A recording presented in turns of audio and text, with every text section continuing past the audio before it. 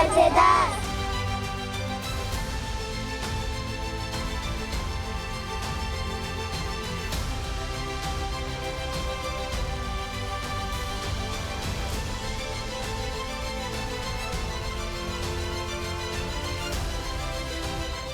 नमस्कार, मैं हूं मोहित। आप देख रहे हैं TV9। माँ सिर्फ वो नहीं होती है जो बच्चे को जन्म देती है, माँ वो भी होती है जो बच्चे के जीवन को जो है संवार दे और उसके जीवन को जो है नई दिशा दे दे।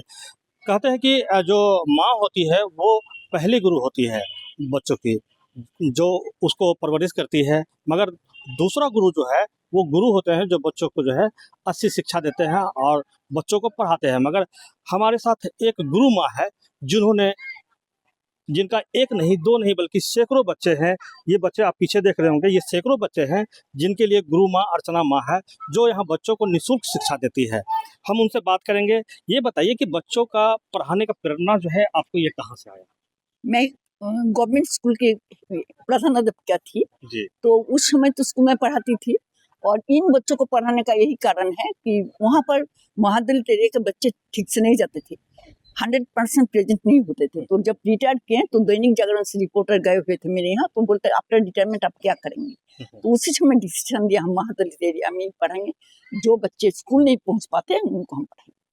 तो ये जो बच्चे जो आते हैं तो ये बच्चों को लाने में कोई परेशानी भी होती है, क्योंकि ये महादलित टोला है, बस्ती है, यहाँ पर ज़्यादातर लोग जो है शिक्षित नहीं है। शिक्षा प्रति कैसे अलग जगाएं बच्चों को, कैसे समझाएं परिजन को? तो ये लोग जब से शुरू किए तब से तो स्कूल के ही बच्चे आते थे, तो उसको देखा देखी ये लोग भी शुरू किया था। और उसके बाद ये लोग समझ गया यहाँ रह के जितने बजे पढ़ने के लिए आना होगा, नहीं तो हम थोड़ा डराते भी हैं जो पर डे ये लोग पढ़ने के लिए हाँ, रेशन बंद हो जाएगा जी। अच्छा, तो ये अपने बारे में बतावें कि ये आप जो है ये सरकारी शिक्षक बने, किस तरह से बने और कितने दिनों तक ये सरकारी सेवा में रहे आप? सरकारी टीचर बनने के लिए तो टीचर्स ट्रेनिंग कंप्लीट किए करके ही, उस समय तो उतना प्रॉब्लम नहीं था। 74 का 2 जनवरी को ज्वाइन किए और उस समय मैंने स्कूल में ही पुराने शिक्षक से ही सब कुछ सीखे। आप ही का शिक्षक उस समय का शिक्षक में काफी अंतर है। उन लोगों का बच्चों के प्रति जो भावना जो था उसको देखते देखते ही मेरे प्रेरणा मिली कि बच्चों को पढ़ाना चाहिए, ठीक से पढ़ाना चाहिए। तो पूरा जिंदगी आप जो है बच्चों के लिए समर्पित कर दिए, शादी भी नहीं किए, तो क्या इसके पीछे बच्चे को फैमिली बना लिया है क्या? किस तरह से इस बच्चे का सेवा करते हैं? क्योंकि आप सुनने में आया है कि जो रिटायरमेंट का पैसा वो भी खर्च आप कर रहे हैं बच्चों के पीछे। तो सर बच्चों के प्रति कोई भावना कैसे उत्पन्न हो नहीं कह पाएंगे। तो ये डेली रूटीन बन गया मेरा जिंदगी का। तो रूटीन इस तरह का बना कि दूसरे बोलते हैं जो ध्यान में रहते हैं दूसरा चीज ब्रेन में आता ही नहीं।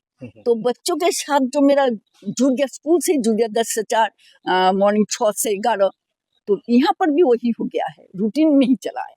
अच्छा जी, ये आपके बच्चे सुनने में आए इस बार मैट्रिक एग्जाम में बहुत अच्छा, क्या आप बताएं? मैट्रिक में सबसे बड़ी बात है रानीपत्रा बॉयज स्कूल का जो टॉप स्टूडेंट है वो मेरा कोचिंग का स्टूडेंट है। अच्छा जी, उसको 464 नंबर, प्रेमलता, हाँ 464 नंबर आया है। उसका नाम है आशीष दास। उसको कोचिंग का स्टूडेंट, और उसको फ्री में हम घर में पढ़ाते थे क्योंकि वो मेरा स्कूल के रसैया का बेटा है। उसको हम बोले थे जो हम तो चावल आपको दे नहीं पाए, लेकिन आपका बेटा बेटी को बना देंगे। बेटी भी फर्स्ट डिवीजन इंटर में, बेटा स्कूल का बेस्ट बॉय। तो ये बच्चों को जो पढ़ाते हैं इसके लिए कोई शुल्क वगैरह ऐसा कुछ नहीं, कोई शुल्क नहीं है। कोई भी प्रोग्राम होता है तो मेरा खर्च पर, अब बीच बीच में थोड़ा थोड़ा खिलाना ही पड़ता है, वो भी मेरा खर्च पर। कॉपी कलम बाहर के लोग भी देते हैं, बीच बीच में हम भी कंपटीशन करा करके कॉपी कलम का व्यवस्था कर देते। गवर्नमेंट तो किताब दे ही देते हैं और कॉपी कलम का व्यवस्था। तो अभी देख रहे हैं ये खुले आसमान में जो है आप पढ़ा रहे हैं, बारिश आती है, ठंड का समय होता है, इस तरह कुछ परेशानी तो आती है? तो ये सब सर हम लोग बोलते हैं रूटीन में हम लोग चले आए। रूटीन में आने क्या है, जैसे आदमी एक्सरसाइज करते हैं खुले फील्ड में ही करते हैं, ये लोग बच्चे सब भी ये समझ गए हैं जो रूटीन में वो ठंडा बरसात। परेशानी तो होती होगी बरसात में, उस समय तो पढ़ाई जो बाधित हो जाती है। वर्षा में तो पढ़ाई बाधित होता है। उस समय जैसे बारिश आ रहा है देखते हैं तो बच्चों को छुट्टी दे देना पड़ता है। मौसम खराब होता है तो बच्चे को बोल देते हैं मौसम खराब रहने, वो ज्यादा नहीं होता है, मैक्सिमम महीने में 1-2 दिन हो जाए तो हो जाए। कितने दिनों से यहाँ पढ़ा रहे हैं? यहाँ पर हमको हो गया 2 जनवरी 16 से 2016 से शुरू किए हैं। 2 जनवरी से, और अभी तक मैंने 11वां साल चल रहा है। तो सरकार की तरफ से कोई ऐसा सुविधा जैसे नहीं। बच्चे के नीचे देख रहे कि बेंच डेस्क नहीं है, नीचे बच्चे नहीं पढ़ है। रहे हैं। इस बार डॉक्टर देवीराम साहब बोले थे कि मेरे बच्चों को बेंच देंगे। सर बेंच कहाँ रखेंगे, इसलिए हम दे नहीं पाए। अच्छा, रखने का जगह भी नहीं है। कोई तो आसपास कहीं? नहीं, कई जगह अगर मिलेगा तो इसको बेंच को तो रोज उठा के रखना होगा ना। जी। आप दूसरे के जमीन में पड़ा नहीं, यहाँ तो कोई रूम हम बना नहीं सकते। जी। हम्म। तो बैंक, बड़ौदा बैंक से एक टेबल दिए हैं, एक चेयर दिए हैं। तो कोई ऐसा जगह चाह रहे हैं जहाँ बेहतर व्यवस्था हाँ, हो? अगर हमको गवर्नमेंट की तरफ से थोड़ा भी मदद मिलता तो हमको लगता तो बहुत अच्छा होता, हम कुछ कर पाते। देखिए, ये अर्चना माँ का जो स्कूल चल रहा है, ये फिलहाल जो है ये खुले में चल रहा है, और ये खुला आसमान के नीचे जो है बच्चे जो है पढ़ने के लिए विवश है। मगर उनके सहयोग के लिए जो है बहुत सारे लोग सामने आ रहे हैं। हमारे साथ एक टीचर हैं जो अर्चना माँ जो है उनको पढ़ाई लिखाई और अब जो है ये भी बच्चों को पढ़ाने में सहयोग कर रही है। ये बताएं कि अर्चना माँ आप लोगों को किस तरह पढ़ाई लिखाई, किस तरह क्या हुआ, अभी क्या कर रहे हैं? अभी तो मेरा बीए कंप्लीट हो चुका है। अभी बस यही बच्चा लोग के साथ अभी हम भी पढ़ाई कर रहे हैं, और मैम का तो हम लोग के ऊपर पहले से ही सहयोग है, पूरा सहयोग है। तो यहाँ पढ़ाने के लिए आते हैं तो कुछ पैसा वगैरह तो नहीं मिलता होगा, नहीं। फिर भी आ जाते हैं? हाँ। तो गार्जियन कुछ बोलते नहीं है आप लोग? नहीं, मम्मी पापा कुछ नहीं बोलते हैं। अच्छा। क्योंकि मम्मी पापा को पता है कि मैम के साथ देना चाहिए मैम का। मैम अकेले पढ़ाती है तो, और घर भी पास में ही है तो आना पड़ता है। मैम बोलती है आओ, ऐसे भी घर में भी फ्री ही रहते हैं, ट्यूशन भी पढ़ाते हैं बच्चा सबको, और टाइम बचता है तो यहाँ पे भी आते हैं डेली। तो पहले कौन पढ़ाता था? पहले मेरी दीदी पढ़ाती हाँ, थी। तो फिर छोड़ दी क्या वो? नहीं, दीदी का शादी हो गया तो वो चले गई, तो फिर हम पढ़ाने लगे। तो यहाँ पर बच्चों को लाने में परेशानी नहीं होती क्योंकि ये तो महादलित बस्ती है, यहाँ हाँ। को उतना शिक्षा का तो माहौल है नहीं, नहीं है। तो लाने में बोलकर नहीं जाएगा बच्चा या ऐसा कुछ? हाँ, ऐसा बात होता है क्योंकि यहाँ का गार्जियन सब टाइट नहीं है, कोई भी पढ़ाई का वैल्यू नहीं देना चाहता है। तो हम लोग इन लोग को बुलाते हैं कि आओ पढ़ो, तुम लोग को कॉपी मिल रहा है, और बीच बीच में इन लोग को कुछ कुछ खाने का भी अच्छा चीज मिल जाता है, और कॉपी कलम पेंसिल का इससे भी सब बच्चा आता है। पहले ये लोग कहाँ जाता है, अपना स्कूल पढ़ने के लिए जाता है? हाँ, स्कूल तो बड़ा सब बच्चा जाता है, और इस बस्ती का बच्चा सब नहीं, इस बस्ती का बच्चा सब आंगनबाड़ी बस। उसके बाद शाम में आप? हाँ, शाम में फिर यहाँ पे हम लोग पढ़ाते हैं। यहाँ जो फ्री क्लासेस जो बच्चों का होता है, जो अर्चना वहाँ पढ़ाती है, हमारे साथ कुछ बच्चे भी हैं। बाबू तुम्हारा क्या नाम है? सोनम कुमारी। अच्छा, ये बताओ कि मैडम पढ़ाती है, किस तरह पढ़ाती है? बहुत अच्छे पढ़ाती है।